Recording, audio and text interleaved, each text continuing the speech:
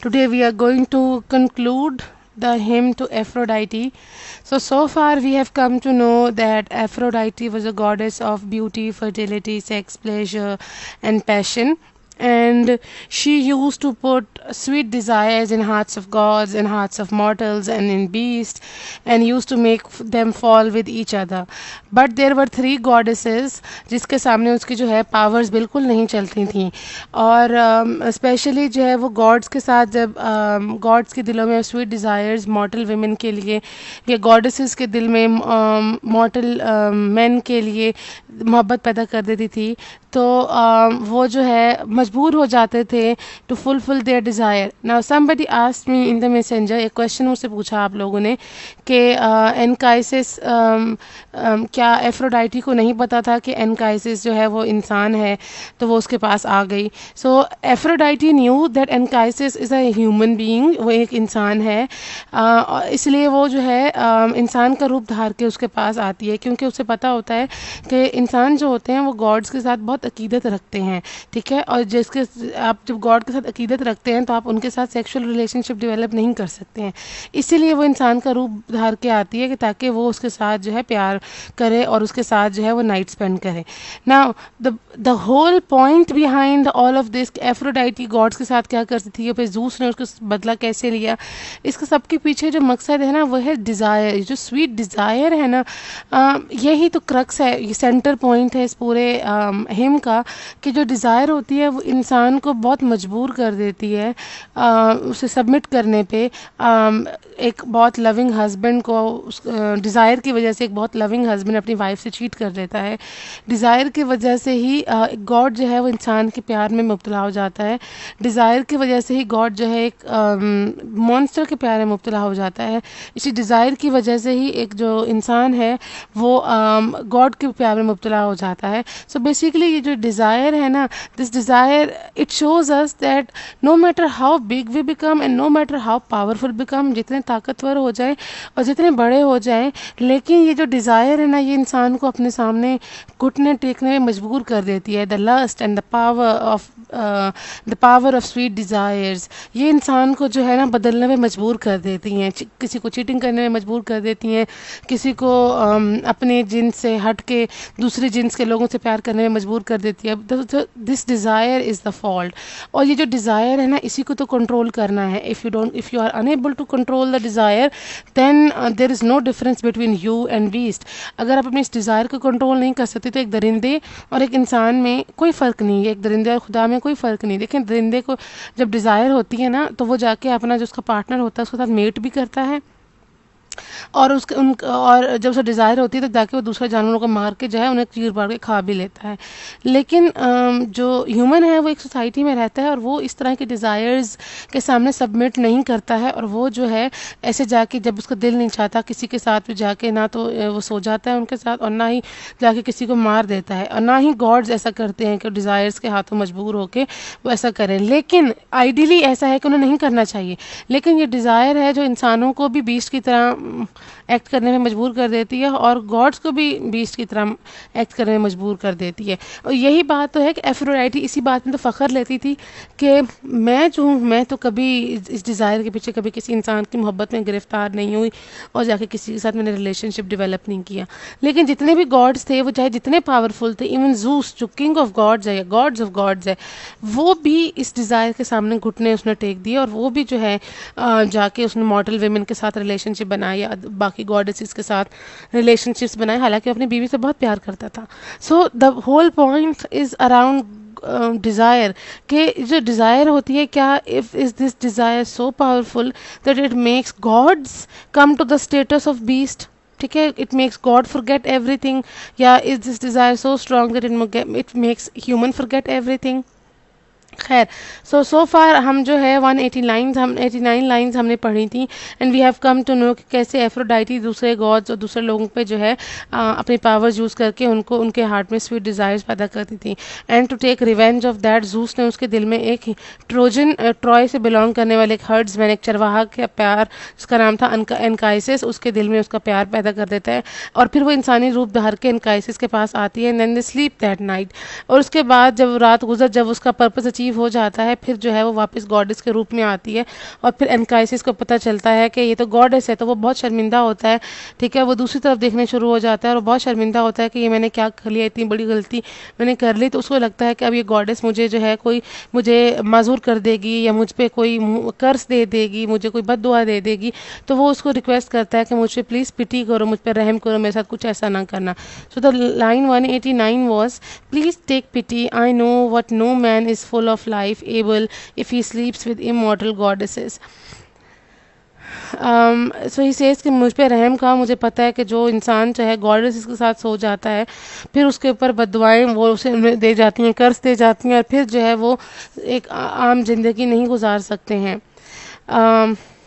He was answered by the daughter of Zeus Aphrodite. फिर उस Aphrodite जो क्या जवाब देती है, Anchises most glorious of mortal humans, take heart and do not be too afraid in your phrenes, कि तुम अपने आप को संभालो और अपने थॉट्स को संभालो और इतना डरना और परेशान होने की ज़रूरत नहीं है।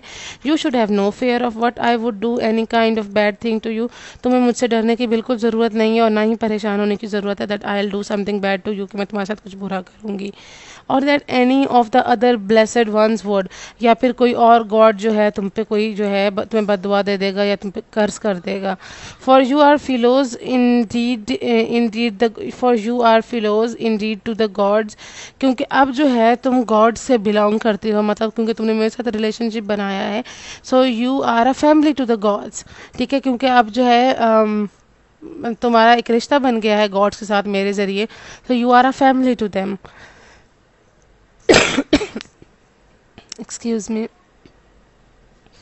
And for you are philos indeed to gods, and you will have a philos son who will be king among the Trojans. और he says कि तुम्हारा जो है एक मॉर्टल सन होगा। देखिए फिलोज जो है वो फैमिली भी का उसका मतलब है और उसका मतलब मॉर्टल भी है, तो तुम मॉर्टल हो बेशक गॉड्स के लिए, लेकिन तुम एक फैमिली मेम्बर भी हो गॉड्स के लिए, तुम्हारा एक मॉर्टल बेटा भी होगा। तो इस सेज के क्योंकि मैं तुम्हारे साथ सोई हूँ ये रात, तो now I am going to give birth to a son, हमारा एक बेटा पैदा होगा जो कि इंसान होगा, लेकिन वो ट्रॉय का किंग बनेगा, वो इन तमाम ट्रोजन लोगों का किंग बनेगा। And following him will be generation after generation for all the time to come, और आने वाली नस्लें जो हैं उसको फॉलो करेंगी। Will be such a great king, और उसका नाम क्या होगा? His name will be Aeneas, since it was an unspeakable ahos that took hold of me, grief that I had fallen into the bed of a mortal man. She says कि since it was unspeakable, कि मैं नहीं बता सकती थी कि मैं जो हूँ गॉडेस हूँ और मैं तुम्हारे साथ जो है नाइट स्पेंड करने के लिए आई हूँ, तो मैं भी जो है there is lot of grief in me, मुझे भी इस चीज़ का बहुत दुख है कि मैं एक इंसान के साथ जो है मैंने अपना बेड शेयर किया है, क्योंकि मैं तो एक गॉडेस हूँ और मेरे तो ये फ़ख्र की बात होती थी कि मैंने कभी किसी इंसान के साथ रिलेशनशिप डेवलप नहीं किया। सो आई ऑल्सो ग्रीव, कि मुझे भी बहुत दुख है। And yet of all mortal humans the closest to the gods by far are those who come from your family line both in looks and in constitution. So ये says, लेकिन जो होता है तमाम इंसानों में खुदाओं के नज़दीक, गॉड्स के नज़दीक वही करीब है जो उनकी फैमिली से आता है, और क्योंकि तुम्हारा मेरे साथ रिलेशनशिप है और अब हम जो है हमारा एक बच्चा भी होने वाला है, सो गॉड्स जो है तुम गॉड से करीब बन जाते हो, you are a family to them. To those who come from your family line both in looks and in constitution, अब तुम दिखने में भी गॉड्स जैसे लगते हो, इतने खूबसूरत हो, इतने पावरफुल हो, और अब तुम क्योंकि you have slept with me and I was in love, I am in love with you, तो जो है इन कॉन्स्टिट्यूशन भी तुम जो है उनके फैमिली बन जाते हो। And those why there was blond Ganymede, who Zeus, the master of Metis, abducted on account of beauty, so that he may be together with the immortal ones as wine pourer for the gods in the palace of Zeus. So he says कि blonde Ganymede एक और maiden का नाम है, एक और model औरत का नाम है जिसको जूस ने अपने साथ ले गया था, because he fail in love with her, तो वो उसको अपने साथ ले गया था। उसकी वो इतनी खूबसूरत थी कि जूस से रहा नहीं गया और वो उसको अपने साथ गॉड्स की दुनिया में लेके गया, और वहाँ पे उसको जो है वाइन पोरर जो है वो बनाया हुआ है। वाइन पोरर मतलब ये कि आपने अगर देखा हो तो महफिलों में जब शराब या जो मशरूब होता है वो ख़त्म हो जाए तो कुछ लोग होते हैं जो वापस आके उन्हें रीफ़िल करते हैं, दोबारा से भर देते हैं, तो उसको वो बनाया है वहाँ पे। A wonder to behold, given his share of time by all the immortals, pouring red nectar from a golden mixing bowl. Tros was gripped in his pharynx by a pathos that is beyond forgetting. He did not know where the miraculous gust of wind took his fellow son, abducting him, and Tros mourned him without pause for all days. So now he saying she saying फिर क्योंकि juice का relationship भी था उस Ganymede के साथ, तो उनका एक बच्चा पैदा हुआ जिसका नाम बच्चा भी पैदा हुआ जिसको कहीं और ले जाया गया। और यहाँ पे बात हो रही है ट्रोज की कि वो पूरा टाइम जो है वहाँ पे इमोटल्स को रेड नेक्टर मतलब वाइन सर्व करती थी, लेकिन ट्रोज जो कि गैनीमेड का फादर था वो जो है अपने ख्यालों में हमेशा सोचता रहा कि मेरी बेटी कहाँ चली गई। उसको वो कभी भूल नहीं पाया और वो हमेशा उसके बारे में सोचता रहा। Way the miraculous gust of wind took his fellow son abducting him के उसका जो है अच्छा जी सॉरी एक मुझसे मिस्टेक हो गई है, जो गैनीमेड है वो औरत नहीं है, वो एक मर्द है। तो जो गॉड्स होते हैं उनके रिलेशनशिप जो है एक जेंडर के साथ डिफाइन नहीं होते थे, उनके रिलेशनशिप बहुत जेंडर्स के साथ होते थे। तो गैनीमेड जो है वो एक इंसान है और जूस का उसके साथ रिलेशनशिप था। तो बेसिकली हमें बात ये हो रही है कि एक इंसान को जो है जूस ले गया और वहाँ पर उसने वाइन पूरा भी बना लिया, उसका रिलेशनशिप भी था। और जो मॉर्टल इंसान का जो फादर था वो पूरा टाइम यही सोचता रहा, उसके ख्यालों में यही बात थी कि उसका बेटा जो है कौन चला गया और कौन उसको अबडक्ट कर गया, कौन किडनैप करके ले गया है। He mourned him without pause for all days. और उसका जो फादर है वो हमेशा अपने बेटे को, लेकिन बेटों को हमेशा बहुत प्राइज़ किया जाता है, वो बेटे बहुत स्पेशल होते हैं मदर्स के लिए और फादर्स के लिए। तो वो क्योंकि उसका बेटा ले गए थे गॉड्स और उसको पता भी नहीं कि कौन ले गए हैं, तो वो जो है पूरा टाइम जो है उसके बारे में उसको मोन करता था, उसको याद करता रहता था, उसकी वापसी की दुआएं करता रहता था।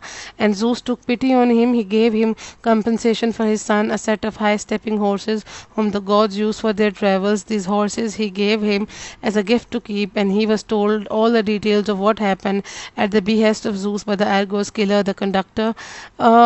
He was told that he would be immortal and ageless just like the gods. तो फिर जो है Zeus ने उसकी दुआओं का जो है उसे फल दिया और उसको ऐसे घोड़े दिए जो गॉड्स यूज़ करते हैं, जो बहुत बिजली की स्पीड से जो है वो जो चलते हैं, उड़ते हैं। और उसको वो घोड़े गिफ्ट किए और सारी थ्रू एर्गोस किलर मतलब हर्मीस गॉड के थ्रू, जो गॉड ऑफ हंट है, उसके थ्रू एक्सप्लेन भी किया कि जो है गैनीमेड के साथ क्या हुआ है, उसे कौन ले गया है। और गैनीमेड जो है वो एक गॉड, उसको गॉड की पोजीशन ही मिल गया और वो इमॉर्टल बन गया है, because he in the world of immortals. And when he heard the message of Zeus, line 2:15 PM, he no longer lamented but was happy with his freeness. तो जब ट्रोस को मतलब वो गैनीमेड के फादर को पता चला कि जी मेरा बेटा जो है वो जूस के पास साथ है और वो बहुत खुश है, तो वो फिर अपनी लेमेंटेशन, वो जो दुख था मातम था, उसने अपना छोड़ दिया, वो बहुत खुश हो गया। And merrily did he ride around in a chariot drawn by horses with feet swift as gust of wind. फिर वो बहुत खुशी से उन घोड़ों पर सवारी करता था जो कि इतनी हवा की तेज़ी से चलते थे। In much the same way was Tithonus abducted by Eos, she of the golden embroidery. इसी तरह से टिथोनोस जो है वो एक आदमी था, इंसान था, जिसको सुबह की जो गॉडेस है, डॉन ऑफ गॉडेस ईओस जो है वो अपने साथ ले गई थी। He to belong to your family line looking like the immortal ones. और वो भी जो है तुम्हारी फैमिली से बिलोंग करता था और वो भी दिखने में बड़ा इमॉर्टल गॉड लाइक था, वो इतना हैंडसम था। Then she went with the request to the son of Cronos, him of the dark clouds, asking that he become immortal and live for all days to come। अब देखें God और इंसान के प्यार में सबसे बड़ा मसला ये है कि गॉड तो इमॉर्टल है, वो कभी नहीं मरते, ना वो एज करते हैं ना वो बूढ़े होते हैं, लेकिन इंसान जो होते हैं वो बूढ़े भी हो जाते हैं और मर भी जाते हैं। और बूढ़े होने, जब इंसान बूढ़ा होता है तो उसकी ब्यूटी भी कम हो जाती है, तो ब्यूटी कम हो जाती है तो प्यार कम हो जाता है और उनकी डेथ भी हो जाती है, तो फिर जो है प्यार मर जाता है। तो इसीलिए जो है गॉड्स और इंसान जो है प्यार नहीं करते। तो इन सब एग्जाम्पल में देखें, जूस जिस गैनीमेड को ले गया था उसने उसको इमॉर्टल बना दिया। और यहाँ पे ईओस जो है, लेडी ईओस, जब वो अपने साथ लेके गई थी इस टिथोनोस को, तो उसने भी जूस से रिक्वेस्ट की कि इसको जो है ना प्लीज़ इसको भी जो है इंसान बना दिया, इसको भी गॉड बना दिया जाए। We are at line 221 asking that he become immortal and live for all days to come, ताकि immortal बन जाए, ताकि मैं हमेशा इसके साथ रह सकूं. Zeus nodded yes to her and brought to fulfillment the words of her wish. और Zeus ने उसको वो जो wish है वो grant कर दी और उसको जो है immortal बना दिया. Too bad that her thinking was disconnected. The lady Eos did not notice in her frenzy that she should have asked for adolescence and a stripping away of painful old age. तो लेकिन lady Eos से मसला ये हुआ कि उसने उसको ये तो बोल दिया कि उसको इमॉर्टल कर दिया जाए, कभी ना मरने वाला बना दिया जाए, लेकिन उसने जो बात नहीं मांगी जूस से वो ये थी, उसने ये नहीं मांगा कि वो सारी ज़िंदगी जवान रहे, खूबसूरत रहे, यंग रहे. उसने उसकी यूथ की दुआ नहीं मांगी थी. उसने तो उसे कहा था कि उसको इमॉर्टल कर दे, कि कभी ना मरे. तो अब वो फिर जाहिर बात है वक्त गुजरने के साथ वो बूढ़ा हो गया. तो गॉड्स तो बूढ़े भी नहीं होते हैं. तो फिर वही बात है कि जब वो बूढ़ा हो गया तो उनका रिलेशनशिप ख़त्म हो गया, क्योंकि उसको ओल्ड मैन में कोई इंटरेस्ट नहीं था. Well for a while he Tithonus held on to adolescence. तो कुछ टाइम तो वो जवान रहा, जो जवानी के साल थे. उसके बाद जो है ऑब्वियसली वो बूढ़ा हो गया. Enjoying Eos the one with the gold embroidery, the one early born, he lived at the streams of Okeanos and the end of the earth. But when the first strands of grey hair started growing from his beautiful head and his noble chin, then the lady Eos stopped coming to his bed. लेकिन जैसे ही वो बूढ़ा हुआ उसके बालों में सफ़ेदी आना शुरू हुई, उसकी दाढ़ी के बाल सफ़ेद होना शुरू हुए. तो लेडी एओस की जो है जो गॉडेस है, गॉडेस ऑफ अर्ली मॉर्निंग है, उसका प्यार उसके लिए ख़त्म हो गया और फिर उसने उसके साथ बेड शेयर करना भी छोड़ दिया. मतलब उसने उसको भूल गई. Then but she nourished him, keeping him in her palace with grain and ambrosia, and she gave him beautiful clothes. But when hateful old age was pressing hard on him with all its might, and he couldn't move his limbs, much less lift them up, then in her thumos she thought up a plan, a very good one indeed.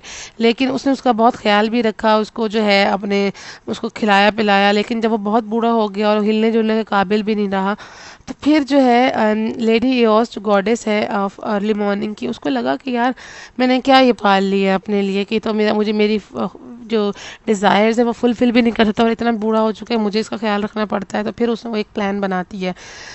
She put him in her chamber and she closed the shining doors over him. From there his voice pours out, it seems never to end, and then he has no strength at all, the kind he used to have in his limbs when they could still bend.